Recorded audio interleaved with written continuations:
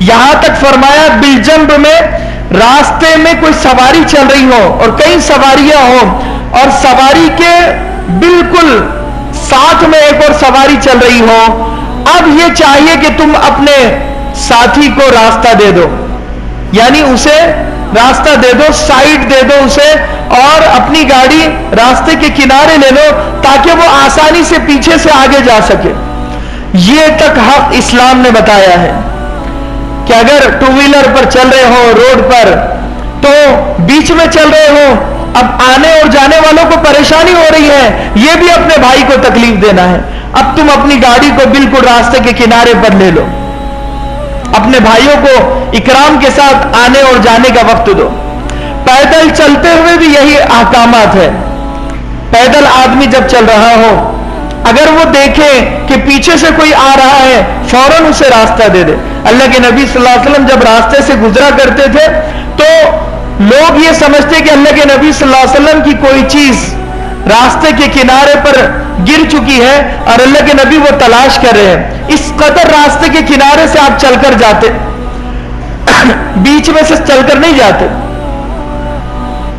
آج ہمارا اور عورتوں کے لیے تو خصوصی طور پر احکامات ہے کہ راستے کے بیچ میں سینٹر پر بالکل نہ چلے، ہو سکتا ہے کسی مرد کی نظر پڑ جائے، تو عورتوں کو تو ویسے بھی حکم ہے کہ راستے کے کنارے سے وہ چلے، اور چال ایسی ہو کہ بڑھاپے والی چال ہو۔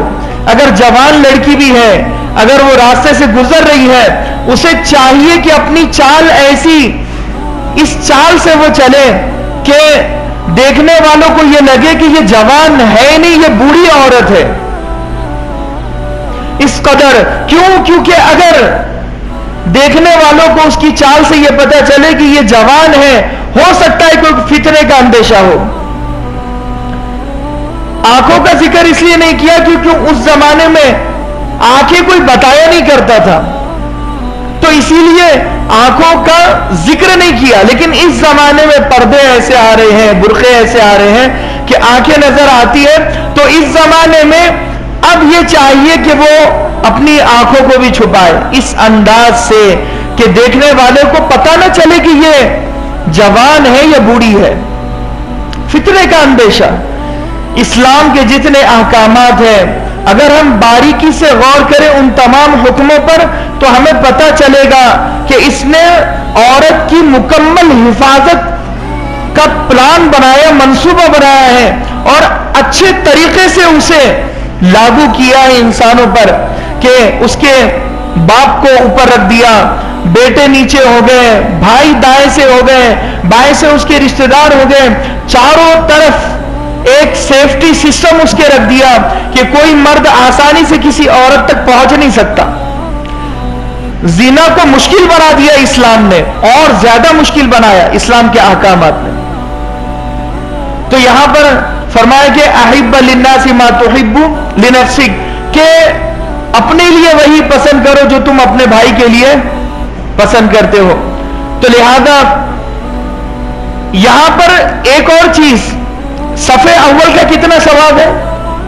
اتنا ثواب ہے کہ فرمایا اگر تمہیں پتہ چل جائے کہ پہلی صف میں نماز پڑھنے کا کتنا ثواب ہے تو آپس میں قرآن اندازی کے ذریعے سے تم صفوں میں کھڑے ہوا کرو پہلی صف میں،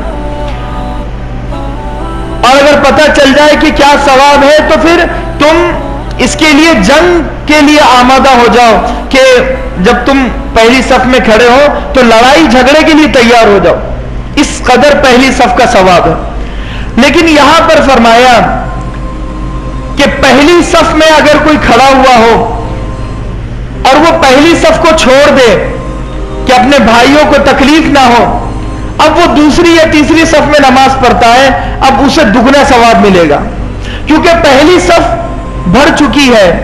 اگر یہ بھی شامل ہو جائے گا تو سب کو تکلیف ہوگی کیونکہ سب کھڑے ہو جائے گے پریشانی کے ساتھ، کوئی ادھر ڈھکل رہا ہوگا، کوئی ادھر ڈھکل رہا ہوگا، اور بالکل پہلی صف جام ہو جائے گی جس کی وجہ سے سب کو پریشانی ہوگی۔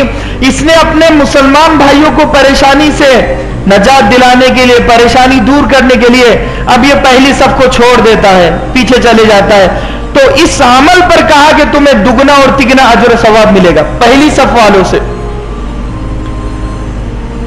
من ترک الصف الاول مخافتا ان یؤذی مسلما، کہ جو پہلی صف کو چھوڑ دیتا اپنے مسلمان بھائی کو تکلیف سے بچانے کے لیے، اللہ تبارک و تعالی دگنا اجر و ثواب، اضعف لہ اجر الصف الاول، اسے دگنا اور تگنا ثواب دیتے. اسی لیے اور دوسرا، خطبے کو سننا بڑا اجر و ثواب ہے. جمعہ کا خطبہ افضلیت آئی بھی ہے، فضیلت آئی بھی ہے کہ جمعہ کا دن ہو تو صبح سویرے اٹھو، مسواک کرو، غسل کرو، خوشبو لگاؤ اور اچھے انداز میں مسجد میں آ کر بیٹھ جاؤ، امام کے بالکل قریب بیٹھ جاؤ، خطبہ اچھے سے سنو. یہ جمعہ کے اعمال میں سے ہے. لیکن یہاں پر کہا کہ جب تمہیں لوگوں کو پھلانگ کر جانا پڑے تو اب تم امام کے قریب مت بیٹھو، جہاں جگہ مل جائے وہاں بیٹھ جاؤ. کیوں؟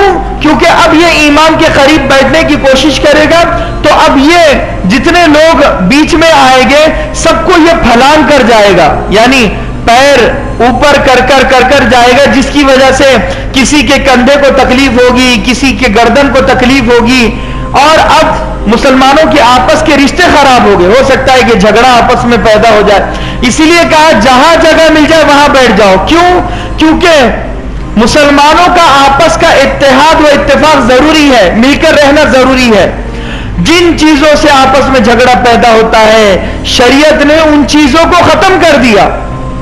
صف اول میں مت جاؤ، پھلان کر مت جاؤ، جہاں جگہ مل جائے وہاں پر نماز پڑھو.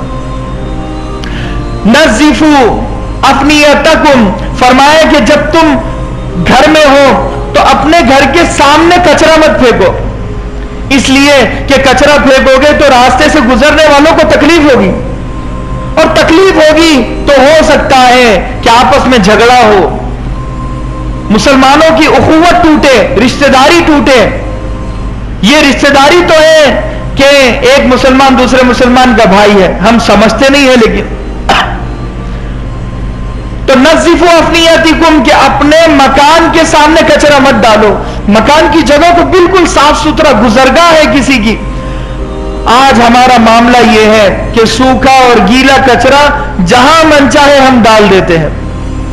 اپنے مکان کے سامنے تو نہیں، دوسروں کے مکان کے سامنے ڈال دیتے ہیں. میں نے ایک جگہ پر دیکھا کہ اپنا گھر جھاڑ رہے ہیں اور بازو کے گھر کے سامنے دھول پھینک رہے ہیں. یہ طریقہ بھی اسلام کے خلاف ہے. اپنا کچرا اٹھایا دوسرے کے گھر کے سامنے پھینک دیا، یہ بھی اسلام کے طریقے کے خلاف ہے. اپنی جگہ صاف کر دی وہ تو ثواب ملے گا، لیکن تم نے دوسروں کے گھر کے سامنے جو کچرا ڈالا ہے، اماطۃ الاذی عن الطریق، ایمان کا آخری درجہ ہے راستے سے تکلیف دہ چیز کو ہٹانا، اور راستے پر تکلیف والی چیز کو ڈالنا یہ کفر کا آخری درجہ ہے. اب تم نے کفر والا عمل کیا، کسی کو تکلیف دی ہے. اسی طریقے پر گاڑی کہیں بھی پارکنگ کر دی. ابھی آج کا چال چلن یہ ہے کہ گلی کے سامنے کوئی بھی گاڑی لگا دیتا ہے. گزرنے والوں کو، آنے جانے والوں کو تکلیف ہوتی ہے. کہیں شادی ہو تو راستہ پورا بلاک ہو جاتا ہے. گزرنے والوں کو بہت یہ چھوٹی موٹی چیزیں ہمیں نظر آتی ہے، لیکن یہ بہت بڑی چیزیں ہیں. حضرت ابو درداء رضی اللہ عنہ فرماتے ہیں اللہ کے نبی صلی اللہ علیہ وسلم نے فرمایا کہ میرے سامنے قیامت تک کے امت کے اعمال پیش کیے گئے. قیامت تک کے میری امت کون کون سے عمل کرے گی، یعنی کون سے گناہ کرے گی، کون سے نیکیاں کرے گی. تو ان نیکیوں کے اعمال میں سب سے بڑی نیکی مجھے یہ نظر آئی کہ راستے سے تکلیف دہ چیز کو ہٹا دینا. کتنی بڑی بات ہے.